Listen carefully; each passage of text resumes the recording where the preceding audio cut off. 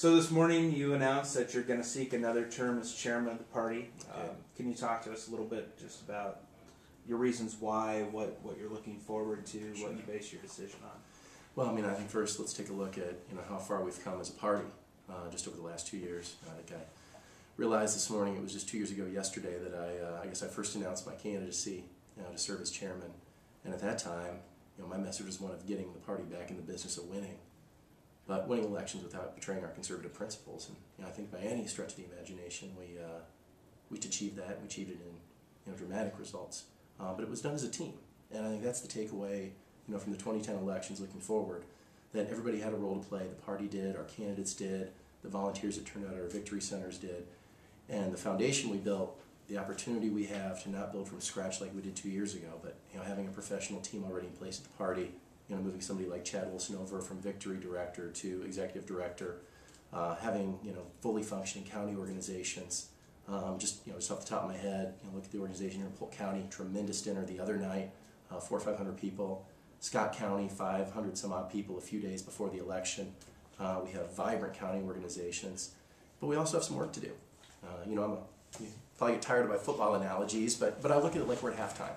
We got Governor Branstad elected, we got Matt Schultz elected, and all Iowa Republicans did, not just the building here. We got the new majority with our 60 Republicans in the House and those gains in the Senate. But we're not done. We need to get a majority in the Senate. We need to cement those Iowa House freshmen that may have new districts in redistricting. We need to try and get a congressional majority, depending on what reapportionment does when we go from 5 to 4. And most importantly, we need to get Barack Obama out of the White House, and there'd be nothing better than doing it by delivering Iowa's electoral votes for a Republican president in 2012. So I think all those things are part of the equation moving forward, and having a team now to help pull the load actually in Des Moines is going to make a big difference.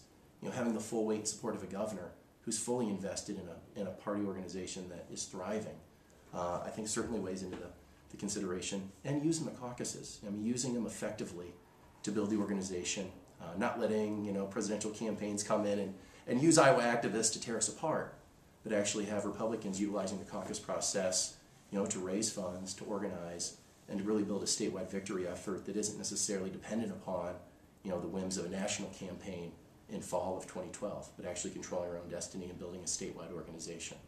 So it's a long answer to your question, but I think there's a lot of reasons to be excited about kind of building forward.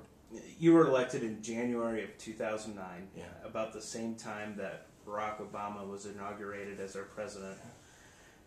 Just comment a little bit. I mean, we had great successes in November. Right. I mean, more than you could imagine. I mean, Right. When you took the job, what did you imagine success would be, and how does that compare to what we actually did accomplish? Well, I think if anybody's being honest, we exceeded far beyond what anybody thought was possible for Iowa Republicans. I mean, I remember one of my first appearances. It was Mike Glover on Iowa Press, and he talked about how Iowans don't unelect governors. Iowans, you've got 116,000 more Iowa Democrats. How are you going to get it together? You've got a party that's fighting with itself. I think we started going through that methodically, one by one. For example, with the party situation, having your party leaders staying out of primaries, I think sent a great signal to activists around the state. For the first time, felt that their candidates were going to get a fair shake. And it wasn't just in the governor's race, but if you look at some of these state legislative primaries around the state, we stayed out of primaries because we were doing the organization aspects, kind of building that voter program, already talking to independent voters. So when we had nominees, we could hand the keys over to this organization after the June 8 primaries. I think that went a long way. And just great candidates with a compelling message who weren't shy about showing a clear contrast between Culver and majority Democrats in Des Moines and what our conservative governing philosophies are. I think if anything, that sets the roadmap for continued success. Now, we can't necessarily control what's going to happen in Washington with Obama, who now seems to have his hands full more with whining liberals who can't believe that the president's actually going to let people keep more of their own money by temporarily extending the cuts. But I think we need to stay vigilant on that. And I'm confident if you look at the type of Republicans we elected here in Iowa, my goodness, they're going to show that clear contrast day in and day out, on the floor of the House and the Senate come January.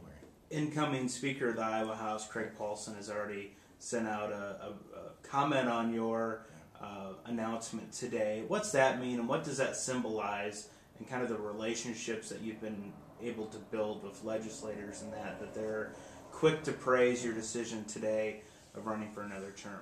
You know, that's one thing that maybe by happenstance was very fortunate, that in January of '09, the same time, I was elected here at the party, Craig was newly elected as leader of the House Republicans, and even Paul McKinley was newly elected as the leader of the Senate. So all three of us were, kind of learning together, but we're doing it together. And we had regular message meetings. We talked about fundraising strategies. We talked about candidate recruitment together. And I think what you saw, especially before we had our gubernatorial candidates out there, is that you saw a unified message coming out of not just the party, but out of the legislative apparatus from Republicans in Des Moines.